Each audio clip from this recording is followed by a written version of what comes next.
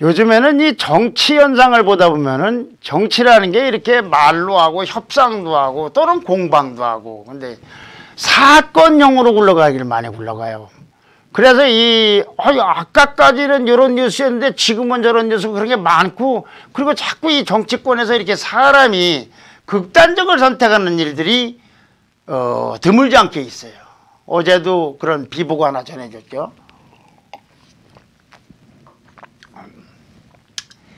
이낙연 민주당 대표 부실장, 대표실의 부실장 이모 씨로 알려져 있는 분이 서울 서초동의 중앙지법근처에서 숨진 채 발견이 됐습니다. 경찰은 여러 가지 정황으로 봐서 극단적 선택을 한 걸로 보고 있습니다.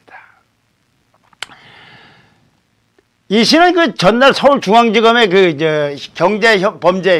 경제범죄입니다. 형사부에 출석해서 조사를 6시 30분까지 받고 도박기로 하면서 저녁쯤 먹고 오겠다고 하고 대기하고 검찰청을 나갔는데 발길이 끌어서 한참 수사하다가 나중에 발견됐다고 합니다.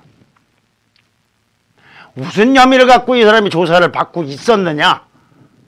선관위 고발했다는 것인데 그거는 지난 4.15 총선 때 서울 종로 지역구에서 출마했던 이낙연 대표 선거 사무실에 무슨 복합이란 무슨 사무실 기기 임차료를 지원받은 혐의입니다. 어떤 업체냐? 그 유명한 옵티머스 펀드 사기꾼들 옵티머스 관련 업체인 트러스트홀로부터 받았다고 합니다. 그 복합기 임차료는 76만 원 상당이랍니다. 이거 몇 달 하지도 않은 거니까 뭐 액수로 뭐 얼마 되지도 않아요. 그런데 정치자금법은 국내 법인 또는 단체로부터 받지 못하도록 되어 있습니다. 그 당시 이런 문제가 선관위가 고발하고 문제가 됐을 때 이낙연 대표 측은 이건 참모진이 지인을 통해 빌려온 것이고 이렇게 이 관련이 있다는 참모가 관련이 있다는 사실은 언론 보도를 통해서 알고 있다. 회계보고 때 이게 누락된 건 실무진의 착오라고 해서 그냥 잘 넘어가는 줄 알았습니다. 근데 이상하게 이 사건이 검찰에서는 계속 하여튼 물려 있었던 거예요. 검사 활동한 사람으로서 이 검찰이 진술을 받기는 김재현 옵티머스 대표 지시를 받고 이낙연 대표의 사무실에다가 소파, 뭐 기구 등 아까 76만 원하고는 전혀 다른 얘기고 한 1,000만 원어치를 제공했다라는 진술을 확보를 했다고 합니다. 또 이낙연 대표가 이 종로에 출마하려고 사무실을 차리기 전에 여의도 사무소에다가 사무실을 갖고 있었는데 거기 보증금도 옵티머스 측에서 부담했다는 그런 관련자 진술을 검찰은 이미 확보를 하고 있다. 이 말이 굉장히 검찰이면 76만 원 아까 그 복합기 그 임대료 말고 여러 가지 짓기 비용에서 1,000만 원 그리고 여의도 사무실에 있는 그 보증금. 이 사람 누구냐? 이낙연 대표가 국회의원 전남지사 등등을 할 때 10년 넘게 보좌한 인물이라고 합니다. 근데 그때 무슨 민주당 후보 경선 나갔는데 이낙연 대표 측에 그 당비를 대납을 했다는 혐의로 실형을 선고를 받고 복역도 했지만 그래도 나와서도 이낙연 대표 측에서 계속 일을 했던 그래서 들리는 말로는 이낙연 대표 측에 있는 5사람의 핵심 실세 중에 한 명으로 분류가 됐다고 합니다. 주로 자금을 많이 담당했다고 합니다. 이게 왜 뉴스로 이렇게 다 하고 있는 거냐면 이게 저게 간단한 문제로 넘어가는 게 좀 뭐가 석연치 않은 게 많아서 그런 거예요. 자, 이 사건은 6월에 시작된 옵티머스 수사 사건 때부터 그 사람이 76만 원, 1,000만 원 무슨 사무실 보증금 이거 받았다는 걸 진술을 확보를 하고 있었다고 합니다. 그런데 아까 퇴진 압력을 받고 있는 세상에 자기가 데리고 있는 1, 2, 3, 4차장하고 공보관이 나가라는 얘기는 중앙지검이 다 나가라는 얘기예요. 웬만한 사람 같으면 창피해서 듣기가 어려워요. 이것도 그 사람이 책임을 지고 있는 거예요. 근데 뭉개하고 있다. 뭉개하고 있다. 저 사람이 만약에 이 극단적인 선택을 하죠. 고인의 명복을 빌면서도 그리고 이낙연 캠프 쪽에서 그런 일이 생긴 건 참 안타깝긴 하지만 만약에 저런 일이 없었으면 이거 그냥 넘어갔을지도 몰라요. 그래서 답답한 노릇인데, 이 사람이 수사를 받다가 저녁을 먹으러 간 다음에 안 오고 하는 과정에서 정확하게 이때 딱딱딱딱 제 시간별로 윤석열 총장한테 보고를 했어야 되는데 이게 보고를 안 됐답니다. 누가 갖고 있었느냐? 신상식 아까 얘기한 그 반부패 부장이 갖고 있었다는 거예요. 월성 1호기 수사 영장 청구한다고 하니까 그거 조작이 무슨 수사 사건의 본류냐고 하면서 윤 총장 없을 때 뭉개고 있던 그 사람한테 보고하고서 끝나버렸다는 거예요. 이제 알은 거예요. 이제 알았는지 그 조금 전에 알았는지. 윤 총장이 지금 이거 진상조사라고 지시를 하고 있어요. 이 진상조사하면은 사실은 자살이라는 거는 그렇게 어렵지 않아요. 이게 자살이냐 타살이냐는 건. 더군다나 가족에게 미안하고도 하고 했다니까 정황이 있으니까 왜 자살했냐가 제일 문제가 아니겠습니까? 무엇으로 자살했냐가 아니라 왜 자살했냐가. 그러니까 이건 옵티머스 사건을 재조명할 수밖에 없는 거예요.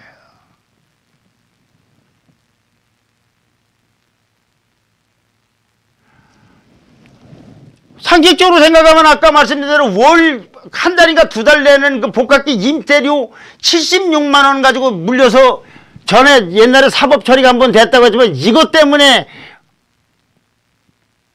또 혹시 사법 처리를 된다 하더라도 이걸로다가 극단적인 선택을 했다는 건 납득이 잘 안 가지 않습니까? 사람마다 차이는 있겠지만은 내가 한번 처벌받았는데 또 그런 것이 있을지만 상식적으로 생각하면 저걸로 한다는 건 이상해요.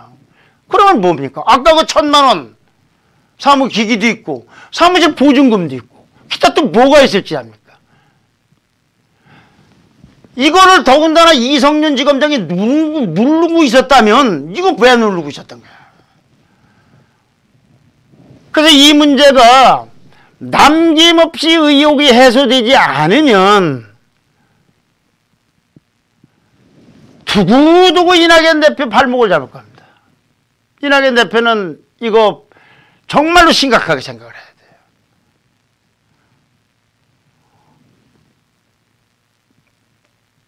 그러고 보면 이낙연 대표가 굉장히 지금 코너라기보다는 참 뭐가 잘 안 풀리고 있어요.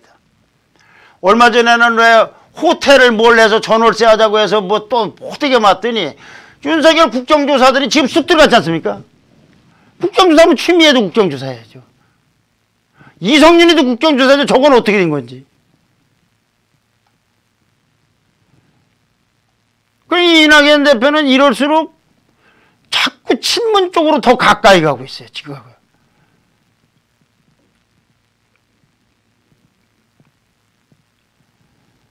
그런데 이게 정치율이 하락된 원인이 되고 있습니다. 원래 이낙연 대표가 총리 시절에 그래도 친문 저쪽 집권 세력 중에서 인기가 있었던 거는 친문하고 다른 결을 보였기 때문에 그런 거예요. 그래서 온건 보수, 중도 아니면 심지어 온건 진보 이렇게 사람들도 조금씩 들여다보고 긍정적으로 했기 때문에 대세론도 있었고 대망론까지도 있었는데 점점 친문 쪽으로 자꾸 뭐가 잘 이 에러가 나고 실책이 나오는 걸 자꾸 친문 쪽에 이 부적처럼 잡으려고 하니까 문심은 얻었지만 민심을 자꾸 잃고 있는 거예요. 오늘 발표된 한국갤럽의 여론조사를 봐도 1일부터 3일 사이에 즉 윤석열 총장 뭐 이런 건이 핫한 이슈가 있을 때 누가 대통령감으로 제일 좋다고 생각하냐고 물으니까 이재명 지사가 20%로 1등, 이낙연 지사는 대표는 4% 떨어진 16%, 윤석열 총장은 13%였다고 합니다. 그럼 한 달 전하고 어떻게 됐느냐? 이재명 지사하고 윤 총장은 1, 2%씩 올랐는데 이낙연 대표만 3% 하락했다고 그래요. 그러니까 지금처럼 계속 친문 쪽으로만 유일하게 이렇게 아바타처럼 가면 모르겠어요. 후보가 될는지도 모르지만은 민심은 자꾸 이뤄져 가는 것 같아요. 대권은 멀어지는 거 아니겠습니까? 아니 그런데 자꾸 이렇게 지지율이 하락하면 친문 쪽에서 이낙연 대표를 왜 뽑습니까? 다른 제3의 후보를 묵색하겠지. 그래서도 이 문제는 자기의 후보 구도라든가 여권 내에서 지금 이 스탠스라든가 검찰하고 관련이거나 이거를 윤석열 총장이 진상조사를 하라고 강력 지시를 한 걸 상황에서 이 문제에 아주 깨끗하게 털지 않으면 두고두고 이거 문제가 됩니다.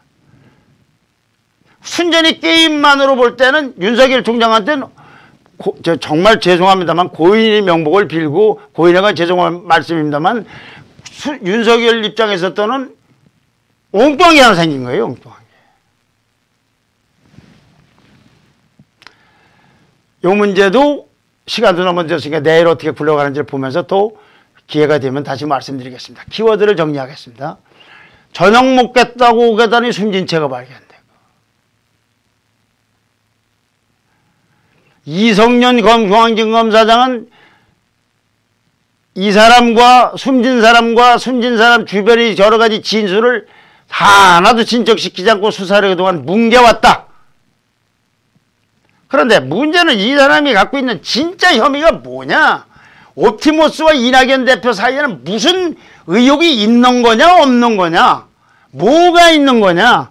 왜 극단적인 선택까지 했느냐? 이거에 대해서 마침 진상조사를 한다니 자살이 원인뿐만 아니라 그 배경이 뭔지도 철저히 가려져야 된다. 이런 와중에 이낙연 대표는 그동안에도 실책이 있는데 이 문제는 그런 수준이 아니다.